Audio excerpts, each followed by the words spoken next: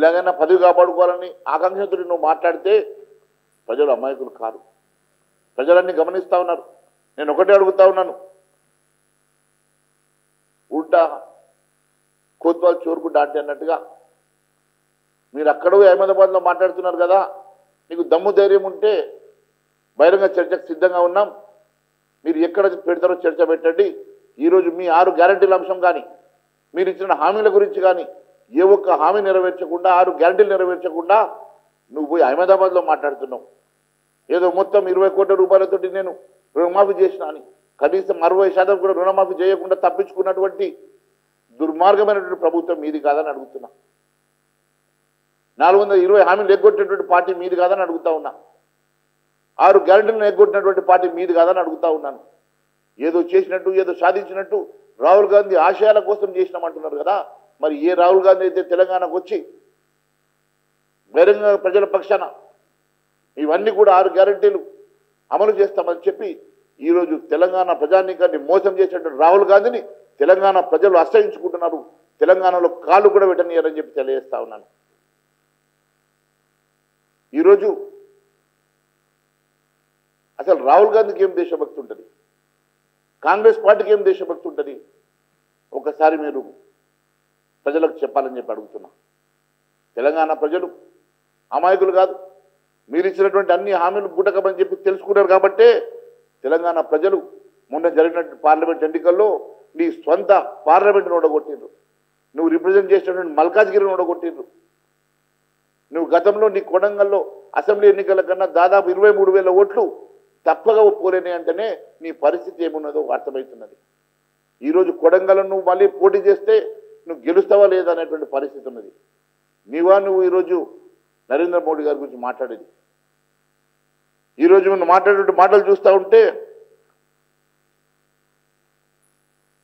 మొన్న జరిగినటువంటి పట్టభద్రుల ఎన్నికల్లో కూడా మేధావులు సైతం ఈరోజు భారతీయ జనతా పార్టీని గెలిపించి ఈరోజు భారతీయ జనతా పార్టీకి మేము అండగా ఉన్నామని చెప్పి మమ్మల్ని ఆశీర్వదిస్తుంటే కాళ్ళు పెట్టనియడట.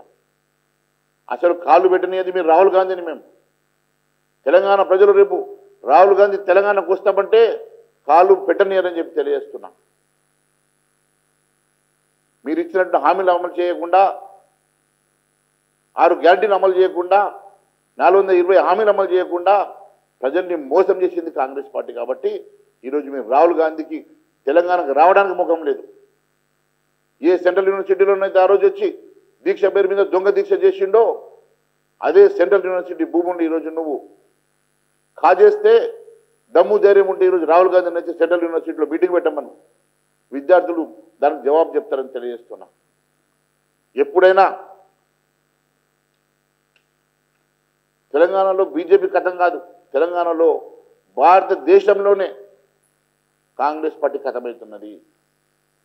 ఈరోజు కాంగ్రెస్ ముక్త భారత్ ప్రజలు కోరుకుంటున్నారు. చివరిగా మిగిలిన 2 రాష్ట్రాలు కూడా రేపు కర్ణాటక కానీ తెలంగాణలో కానీ రేపు ఎన్నికలు జరిగినా కూడా చిత్తుగా కాంగ్రెస్ పార్టీ ఓడించడానికి ప్రజలు సిద్ధంగా ఉన్నారు. రేపు జరగబోయేది కాంగ్రెస్ ముక్త్ భారత్. తప్పకుండా కాంగ్రెస్ ముక్త్ భారత్ వైపు ప్రజలు అడుగులేస్తూ ఉన్నారు. అది మీరు ఒకసారి గమనించకుండా ఇష్టానుసారంగా మీరు మాట్లాడుతుంటే ప్రజలు నవ్వుకుంటున్నారని చెప్పి తెలియజేస్తూ ఉన్నాను. నేను ఒకటే అడుగుతా ఉన్నాను, ఇదంతా పరిస్థితి చూస్తుంటే పచ్చ కమర్లోడికి లోకం పచ్చగన్నట్టు నీవంతా కూడా ఆయన ఏదో చేసినట్టు భ్రమపడి ఏదో చేసినట్టు పోయి నువ్వు గుజరాత్లో పోయి చెప్పుకోవడం కాదు. నీకు దమ్ము ధైర్యం ఉంటే ఇక్కడే బహిరంగ చర్చ పెడదాం. ఎన్ని హామీలు అమలు చేసినావో, ఎన్ని గ్యారెంటీలు అమలు చేసినావో ఇక్కడ ప్రజల పక్షాన మనము మరి బహిరంగ చర్చ చేద్దాం. మరి అప్పుడు మీకు జవాబు చెప్పడానికి భారతీయ జనతా పార్టీ సిద్ధంగా ఉందని తెలియజేస్తా ఉన్నాను. అంతేకాదు ఈరోజు ప్రధాని నరేంద్ర మోడీ గారిని భారతీయ జనతా పార్టీని రేవంత్ రెడ్డి గారు విమర్శిస్తుంటే తెలంగాణ ప్రజలంతా ఒక బుడ్డర్ ఖాన్ చూసినట్టు మిమ్మల్ని చూస్తూ ఉన్నారు. ఒక బుడ్డర్ ఖాన్ మాటల్లాగా మీ చెప్పుకుంటున్నారు. ఈరోజు మీరు మాట్లాడేటువంటి మాటలు చూస్తూ ఉంటే ప్రజలు అసహించుకుంటున్నారు. ఈరోజు నీకు దమ్ము ధైర్యం ఉంటే నరేంద్ర మోడీ గారిని కాదు, ఈరోజు నీకు ప్రజల మీద విశ్వాసం ఉంటే నువ్వు ఒకసారి ప్రభుత్వాన్ని డిజాల్వ్ చేసి ఎన్నికలకు వస్తావా? ప్రజా తీర్పు కోరుకుంటావా?